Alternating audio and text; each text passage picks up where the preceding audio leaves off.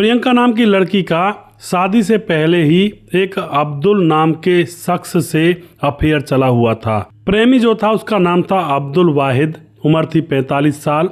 और अब यहाँ पर क्या होता है, उस लड़की की, प्रियंका की शादी भी हो जाती है, लेकिन शादी के बाद भी वह प्रेम प्रसंग करना नहीं छोड़ती है और पति के काम पर जाते ही अपने प्रेमी अब्दुल को बुला लिया करती है। अब दोस्तों अब्दुल उसके घर पर जाया करता है। प्रेमिका बड़ी खुश है, शादी के बाद दो दो नाव में पांव रखने को मिल रहे हैं। लेकिन दोस्तों अभी तक तो ज़िंदगी बड़े मज़े से कट रही थी, लेकिन अब ज़िंदगी में बहुत बड़ा उथल पुथल और बदलाव होने वाला था।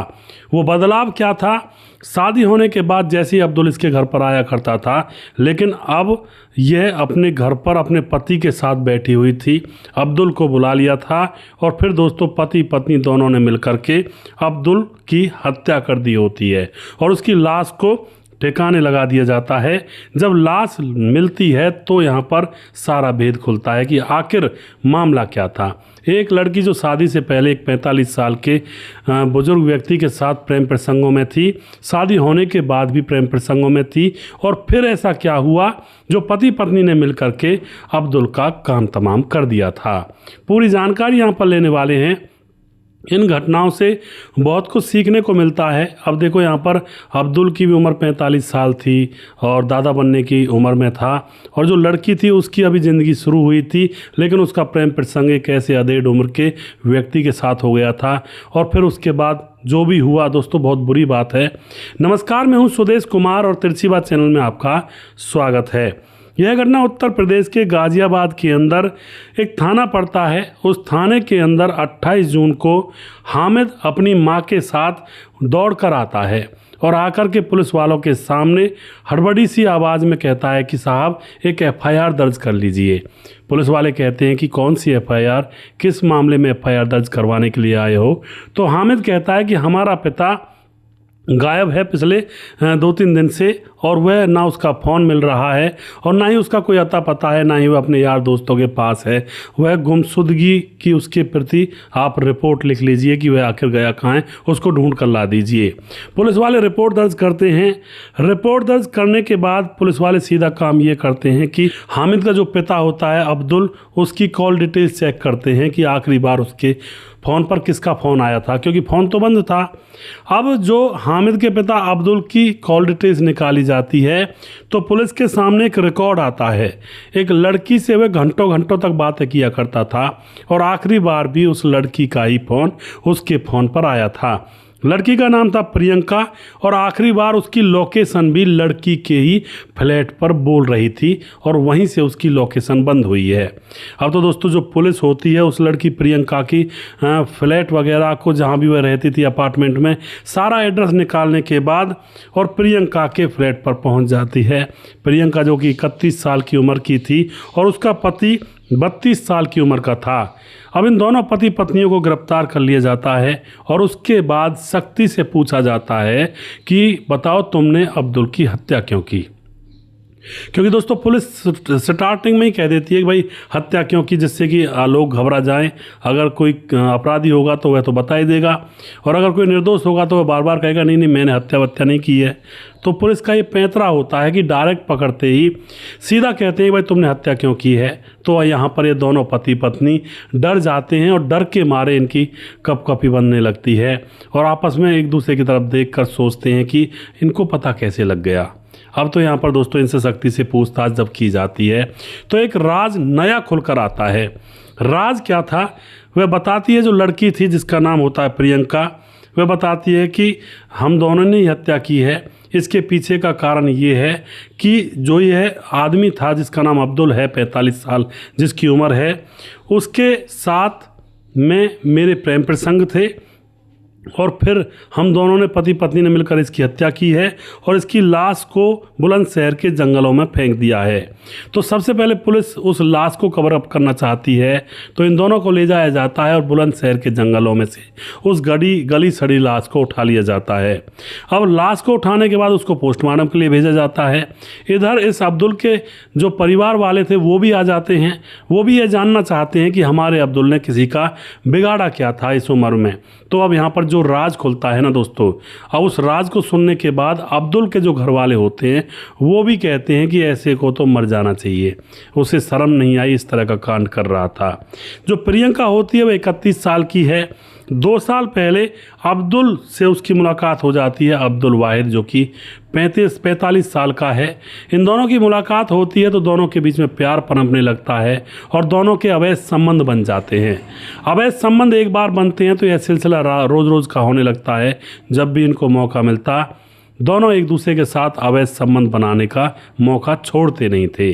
अब तो 1 साल प्रेम प्रसंग चलने के बाद जो ये लड़की होती है प्रियंका, इसकी सगाई इसके घर वाले इस लड़के जिसका नाम होता है अमित उससे करवा देते हैं और अमित के साथ इसकी शादी करवाने लगते हैं। लेकिन उधर प्रियंका कहती है अब्दुल मैं तुम्हारे बगैर कैसे रह पाऊंगी। अब्दुल भी कहता है कि तुम शादी से मना कर दो, लेकिन प्रियंका कहती है कैसे करूं, घर वालों के साथ मुंह नहीं खोल सकती। अगर उनको पता लगा कि मैं इस तरह से तुम्हारे प्रेम प्रसंग में हूं तो बस ज़मीन आसमान एक कर देंगे। लेकिन दोस्तों अब यहाँ पर वह नहीं कह पाती है प्रियंका और इन दोनों की शादी हो जाती है। शादी होने के बाद अब वह अपने पति के पास चली जाती है और पति के साथ बड़े प्यार से रहती है। अलग से ये मकान ले लेते हैं शहर में जा कर के, क्योंकि पति नौकरी किया करता था तो वह अपनी पत्नी को फ्लैट में लेकर रहने लगता है घर वालों से अलग। दोनों पति पत्नी बड़े प्यार से आराम से रहा करते हैं। और यह जो लड़की थी प्रियंका अपने पति से बड़े बड़े दम भरती, बड़े बड़े वादे करती और कहती कि मैं तुम्हारा साथ 7 जन्म तक नहीं छोड़ूंगी, तुम मेरे पति हो, तुमसे ही प्यार करती हूँ और तुम्हारे अलावा मैं किसी को देख भी नहीं सकती। पति को अपनी पत्नी के ऊपर पूरा विश्वास था। अब तो दोस्तों यहाँ पर पति को तो विश्वास था, लेकिन जैसे ही पति अपनी नौकरी पर चला जाया करता तो पीछे से उसकी पत्नी प्रियंका अपने प्रेमी अब्दुल वाहिद को अपने फ्लैट पर बुला लिया करती और वहाँ पर जो भी वहाँ पर काम कबाड़ा होता वो उस फ्लैट के अंदर वो लोग कर लिया करते और टाइम रहते हुए अब्दुल को घर से निकाल दिया करती। इसी तरह से मामला चल रहा था। उस प्रियंका को लग रहा था कि यहाँ तो हमारे कोई पड़ोस वाले भी नहीं हैं, कोई गांव के भी नहीं हैं, ये दूर दूर के लोग हैं और इनको क्या मतलब किसी से, इस बहम में थी। लेकिन दोस्तों जहाँ पर कोई फ्लैट वगैरह में रह रहा हो थोड़ा बहुत तो पड़ोसी अड़ोसी देखते हैं कि आखिर कहीं कोई मामला क्या चल रहा है, क्योंकि उनको अपना भी खतरा रहता है कि उनके भी बच्चे हैं, कहीं उनके ऊपर कोई असर ना पड़ जाए। तो उसके फ्लैट के आसपास में जो पड़ोसी लोग रहते थे उनको इसके ऊपर शक हो जाता है कि जब इसका पति जाता है तभी यह अब्दुल यहाँ पर आता है और फिर 2-2 घंटे के बाद इसमें से कमरे में से निकलता है। तो अड़ोस पड़ोस के लोग प्रियंका के पति को बता देते हैं जिसका नाम होता है अमित और कह देते हैं कि भाई यहाँ पर एक अब्दुल नाम का शख्स आता है और 2-2 3-3 घंटे तक तुम्हारी बीवी के साथ कमरे के अंदर रहता है। अब तो यह बात सुनने के बाद जो अमित होता है पहले अपनी बीवी से कुछ नहीं कहता है, वह सीसीटीवी कैमरों की रिकॉर्डिंग खंगालता है और वहाँ से क्लिप निकाल लेता है। उसको पता लग जाता है कि सच में ही एक युवक हमारे घर के अंदर, युवक का आदमी कहेंगे उसको, हमारे घर के अंदर आता है, 2-2 3-3 घंटे बाद निकल कर जाता है। और जब निकलता है दरवाज़ा खोल करके तो पहले इधर उधर नज़र मारता है, यानी कि चोर की दाढ़ी में तिनका, वो वाली बात हो जाती है। अब तो जो पति होता है अमित वह रिकॉर्डिंग निकाल करके पत्नी के पास चला जाता है और उसको धमका देता है कि तुझे शर्म नहीं आती, तू किसके साथ मुंह काला करती है, तुझसे उम्र में भी वो 10-15 साल बड़ा है और तू उसको घर पर बुलाती है। पत्नी पहले तो ये कहती है किसने बता दिया जी आपको, मैं तो ऐसा ज़िंदगी भी नहीं कर सकती, मैं तो ऐसा करूं उससे पहले तो मेरी मौत आ जाए। लेकिन दोस्तों यहाँ पर पति उसको वीडियो दिखा देता है और वीडियो देखते ही पत्नी के भाव बदल जाते हैं और जो पति होता है अमित उसके ऊपर पिटाई लगा देता है और उससे कहता है कि बोल तू ऐसा काम करेगी। लेकिन दोस्तों पत्नी उसके पांव पकड़ लेती है और यहाँ पर पत्नी अपने पति का साथ देने का वादा करती है और कहती है कि मुझे अब की बार माफ़ कर दो, अब के बाद मैं उसको कभी नहीं बुलाऊंगी, क्योंकि मेरी ज़िंदगी तो तुम्हारे साथ कटेगी ना, वो तो शादीशुदा है, उसका क्या है। तो दोस्तों यहाँ पर पति अपनी पत्नी को एक बार माफ़ कर देता है और उसके बाद कहता है कि आज के बाद अगर मैंने उसको यहाँ पर आते हुए देख लिया तो बस तुम मुझे छोड़कर चली जाना, मुझे तलाक दे देना, मुझे ऐसी औरत के साथ रहना ही नहीं है। अब तो पत्नी के मन में भी डर बैठ चुका था। अब दोस्तों यहाँ पर पत्नी आराम से रहती है, लेकिन दोस्तों उधर अब्दुल वाहिद के तो तन बदन में खुजली सी हो रही थी। उसको लग रहा था कि यार बुलाना बंद कर दिया प्रियंका ने। प्रियंका के पास फ़ोन करता है, कि क्या हुआ, तो मुझे क्यों नहीं बुलाती हो। प्रियंका कहती है कि नहीं, अब तुम मेरे पास नहीं आ सकते, मेरे पति ने देख लिया है, वीडियो भी है उसके पास तुम्हारा, और फिर अब वह मुझे अब ऐसे नहीं छोड़ेगा ढीला, और तुम मेरे पास मत आया करो। यह बात सुनने के बाद अब्दुल को लगता है कि यार बड़े मज़े से ज़िंदगी कट रही थी और अब तो इस लड़की ने मना कर दिया, ऐसे तो काम नहीं बनेगा, ये तो गड़बड़ घोटाला हो गया। उसके बाद बार बार उसके पास फ़ोन करता है, बार बार फ़ोन करता है, और प्रियंका बार बार उसको मना कर देती है, बार बार मना कर देती है। लेकिन दोस्तों अब क्या होता है, यहाँ पर 25 जून की दोपहरी का समय था, पति गया हुआ था ड्यूटी पर, और अब्दुल वाहिद उस लड़की के फ्लैट में घुस जाता है। और फ्लैट में घुसने के बाद अब वह उससे कहता है कि अब मेरे साथ वही काम करो जो हम करते हैं। लेकिन जो लड़की प्रियंका थी उसको पता था कि इसकी वीडियो बन गई होगी, इसके साथ मैं वो काम करूंगी, मेरा पति फिर देख लेगा और फिर बस अब की बार मुझे तलाक दे देगा। तो पत्नी जो होती है प्रियंका अपने पति के पास फ़ोन कर देती है, ईमानदारी जताती है और कहती है कि देखो ये बार बार फ़ोन कर रहा था और अब तो ये मेरे घर पर आ ही गया है, तुम जल्दी से आ जाओ। तो पति को भी लगता है कि चलो पत्नी लॉयल है, और एकदम से वह घर पर आ जाता है। घर पर आने के बाद पति और पत्नी दोनों इस अब्दुल वाहिद को घर से बाहर जाने के लिए कहते हैं, लेकिन अब्दुल वाहिद घर से बाहर जाने के लिए तैयार नहीं होता है, वो वहीं पर जम जाता है। उसके बाद दोनों पति पत्नी एक दूसरे के चेहरे की तरफ देखते हैं और पति इशारा करता अपनी पत्नी की तरफ कि कोने में जो रॉड खड़ी है उसको लाओ और इसके ऊपर कर दो कांड। दोस्तों उसके बाद जो उसकी पत्नी होती है वह समझ जाती है, कोने में रॉड खड़ी थी उसको लेकर आने लगती है। अब्दुल को लगता है कि यह मेरी प्रेमिका है, ऐसा थोड़ी कर देगी, भरोसे में बैठा रहता है, लेकिन उसकी प्रेमिका रॉड उठाती है और उसके सर में एक जोर से देकर मार देती है। एक ही रॉड में सीधा पट ज़मीन पर गिर जाता है। और दोस्तों उसके बाद फिर उसकी हत्या करने के बाद वह दोनों उसकी लाश को गाड़ी में रख करके बुलंदशहर के जंगलों में लाश को फेंक दिया जाता है।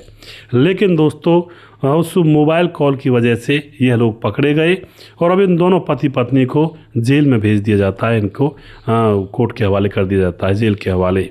तो इस तरह से दोस्तों यहाँ पर चलो इसमें इतना तो हुआ कि पत्नी 2 साल से प्रेमी के साथ थी, लेकिन अंत समय में पति की बात को मान गई और फिर प्रेमी से दूर दूर रहने लगी थी।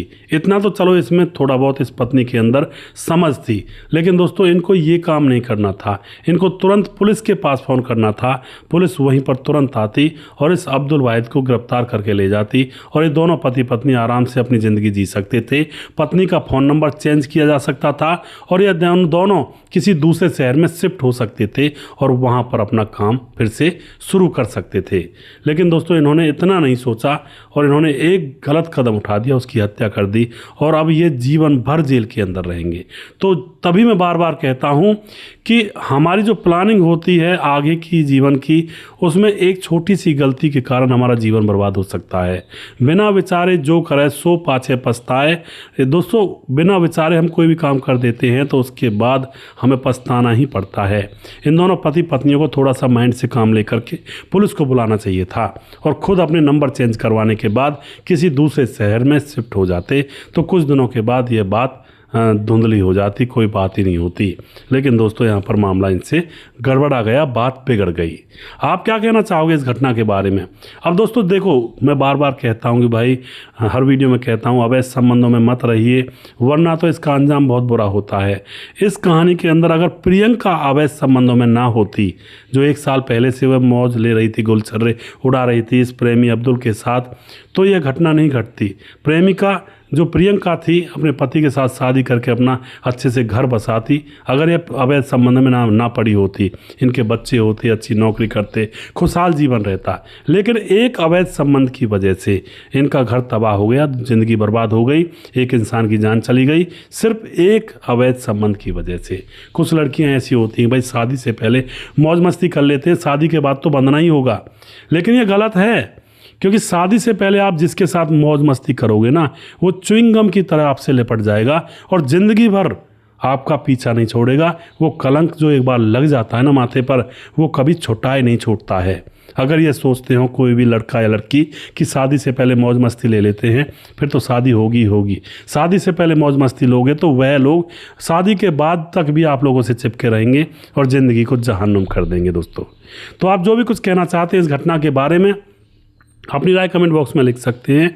और उन लोगों के मैं नाम लेना चाहता हूं जो हमारे वीडियोस को देखते हैं और हमें सपोर्ट करते हैं। हमारे साथ है सुशील चौधरी, हमारे भाई लगातार कमेंट करते हैं, बहुत बहुत धन्यवाद करते हैं भाई का। और राजकिशोर चौरसिया महाबलेश्वर महाराष्ट्र से हैं, और राधेश्याम शर्मा सिरसी जयपुर राजस्थान से हैं। और दोस्तों उसके बाद हमारे साथ राब मोहम्मद यासीन लाहौर पाकिस्तान से हमारे वीडियोज़ को देखते हैं।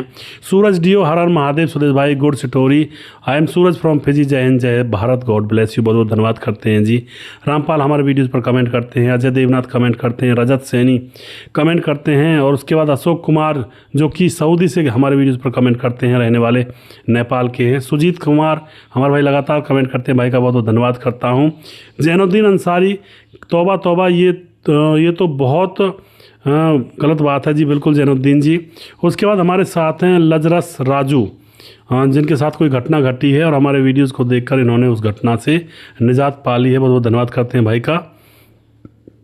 और हमारी यही कोशिश होती है कि इन चीज़ों से आप सीखें ज़रूर। और इनका कहना ये है कि सर पुरानी बात है कि औरत में 366 चरित्र होते हैं, साल में 365 दिन होते हैं, और औरत में 366 चरित्र होते हैं।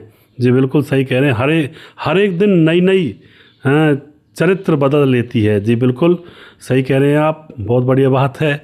और उसके बाद हमारे साथ है गुलाराम जाखड़ कमेंट करते हैं, वसीम अहमद कमेंट करते हैं, चरणजीत दहिया कमेंट करते हैं, और सुजीत कुमार कमेंट करते हैं। और उसके बाद राजेंद्र धेरू, सुदेश भाई आजकल तो टाइम ही बहुत ख़राब चल रहा है, किसको क्या कहें। आपका मित्र राजेंद्र धेरू, गांव सरवरपुर, जिला फतेहाबाद, हरियाणा से, बहुत बहुत धन्यवाद करते हैं राजेंद्र जी। और दिलीप कुमार नागर कमेंट करते हैं, आप मेरा नाम नहीं लेते हो भाई जी। दिलीप कुमार जी आपका नाम मैंने अब लिया है, आप हर वीडियो में लगातार कमेंट करेंगे तो आपका नाम भी हर वीडियो में ही आएगा। और उसके बाद सैयद अहमद कमेंट करते हैं। और उसके बाद मुकेश कुमार यू पितरासी से, मोनू जैन कमेंट करते हैं, रविंद्र भडौरिया कमेंट करते हैं, राम गोसाई हमारे भाई कमेंट करते हैं, भाई जी आजकल आपके वीडियो कम आ रहे हैं। नहीं राम जी, हाँ फिलहाल तो वीडियो मैंने बढ़ा दिए हैं, आप देखिएगा ज़रूर। राम गोसाई आजकल ज़माना है, कुछ भी हो सकता है, ऐसा ज़माना है जी बिल्कुल। जिस भाई का नाम रह गया है उस भाई का नाम अगले वीडियो में ज़रूर लूँगा। अगला वीडियो बहुत जल्दी फिर से लेकर आऊँगा, तब तक आप खुश रहें, सावधान रहें। जय हिंद, जय भारत।